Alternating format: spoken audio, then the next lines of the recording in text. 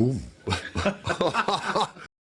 Biddly, biddly, biddly, but yes, yo. Here we go. Ain't nobody down round here. You know what time it is. Get that badger in and on and over here. We've got us quick ship vids. We've now got us 8-minute march on. So here we go. We're going to try and get through as much news as we can in 8 minutes. Solomon, there's been a lot of news about Solomon in general today and over the past few weeks, to be fair. Obviously, he's got 8 goals, 10 assists in 37 appearances, which I think is a pretty good return on his behalf. It's his first full season back for a few years. He's been so badly injury prone. He's only 25, which I honestly think is worth noting. Obviously, at the moment, he's on his way back to Spurs. There's a lot of talk whether or not we should sign him. I saw a few funny things on Twitter other day saying, like, would you sign him at the right price? Which, you know, the guy's a nice guy that tweeted that, but that's kind of suggesting that everybody should say yes. Because it's like, what do you think the right price is for him? I think 10, 15 million ultimately it'd be a good signing. You know, I'd like to keep him. Obviously, he's on his way back to Spurs at end of season as it stands, but Spurs are probably likely to want to send him out to a few clubs. I think they all get in touch with agents quite early on. They'll know that he's had a decent season and they'll be trying to sort of push him onto clubs. Apparently, there's a few Prem teams interested. Southampton were apparently interested, but obviously they're no chance now. They've gone down. Apparently, Everton, that are always seem to be, any player that we're sort of even linked with or that's ever played for us always seems to be sort of hovering around. There's likely to be a few teams abroad. I do think he's a very good player, and I honestly think his standard will improve in the Prem. I think the Prem suits him a little bit more than the sort of ferocity and the ferociousness of the Championship. So it'd be interesting.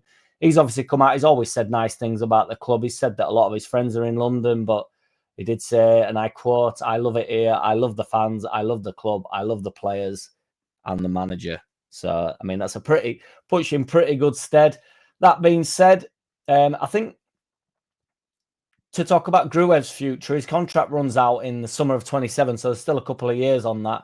I think a lot of it rests on whether or not we go up in general. So people are saying, particularly online in the reports that I've read, Gruev leaves the club if we stay down in the Championship, but equally, I think it's just as likely he leaves if we go up. I think that it's a double-edged sword for a lot of these players. I certainly sometimes wonder whether these players actually want to go up on the basis that, I know they all want to succeed and go up, but it makes you wonder whether they sort of know that they're first on to get the boot, really, So there's a lot of people wanting to replace Gruev. I personally would try and keep the nucleus of the side as much as possible, and then build around it. And then obviously, if they become squad players, they become squad players. I think there's been a few rumblings of defensive midfielders that potentially better than Gruev and stuff, but I don't really know. We don't really know to what level Gruev can play at this moment in time. I think he might be decent. He's never going to let you down, but be interesting to see what people think on Gruev. I know we need to strengthen in them areas, but I actually think we're quite good in centre mid. I think we need a centre back, if potentially sign Rothwell. Unless you can, I don't think the more that I'm seeing now online, the less I think that's likely that we'll sign Rothwell, to be perfectly honest. All aboard the bullshit bus. So we'll all remember the bullshit bus, all aboard. There's loads going on transfer wise, as you'd expect, obviously, particularly when all the results went our way at the weekend. It sort of like went flying in, didn't it? Because everybody now expects us to get promoted. So it's all sort of come out past few days. There's an attacking midfielder who plays in Russia for a team called Krasnodar. He's called Edward Spurtsian.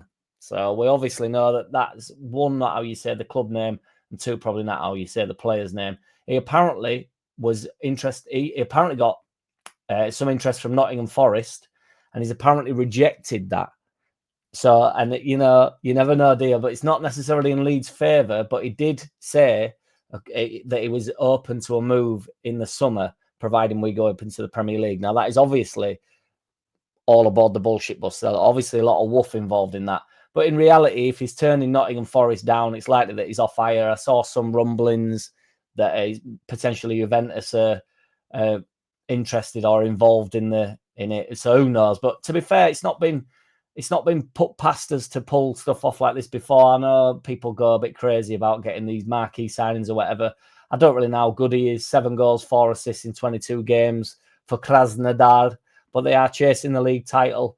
And he's got the same agent as Erling Haaland and Arne Slot, so he must be good, mustn't he? Hugo Bueno Lopez from Wolves, who's currently on loan to Feyenoord. He's a left back. Obviously, the stuff about Firpo's been occurring and rumbling around, whether he's been getting a bit dodgy a few years ago. There's potential betting stuff that he's been involved in, and that there's loads of players involved in that, like Di Maria's involved. There's a lot of Italian newspapers going mental for it, so it'd be interesting to see what happens with that. It could also be, why Firpo's not signed another contract in reality. The club will obviously they'll have first dibs on this type of knowledge, won't they, whether or not something's going to, whether he's in a bit of bother or not. He played a fair few times for Wolves a couple of years ago. Did Hugo Bueno Lopez. Seems decent. Obviously, Wolves have had a horrible season this year, but he's not been part of it. He's been at Feyenoord. So that's an interesting one because we will be looking for a left back.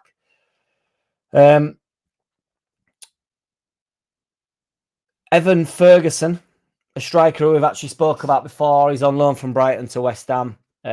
He's only played 6 games this season, got no goals. But again, that is plenty of rumblings about that. Aaron Ramsdale, obviously from Southampton, he is a decent keeper. They've obviously gone down again. Meslier, silent S. His time seems to be up at Leeds, doesn't it? Buendia is back as a rumour now because we're going up, and obviously has a relationship with Farke.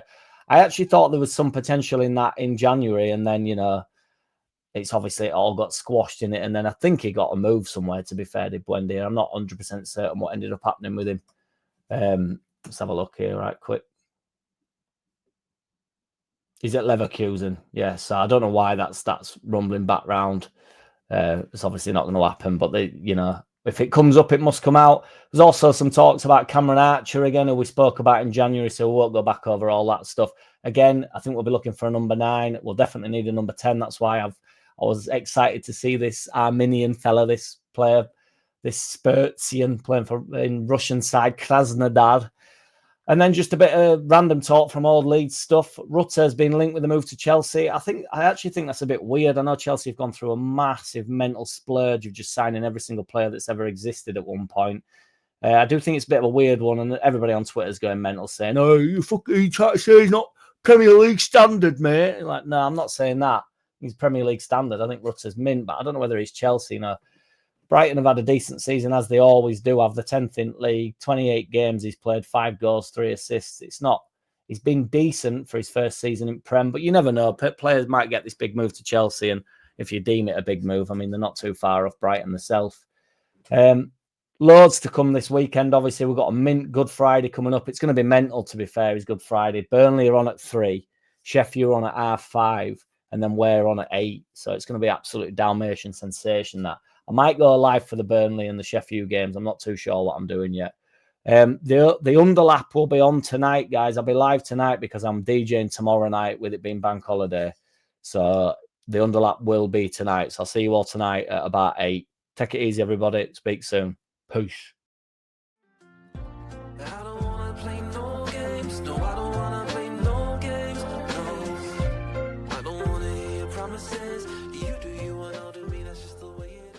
Boom.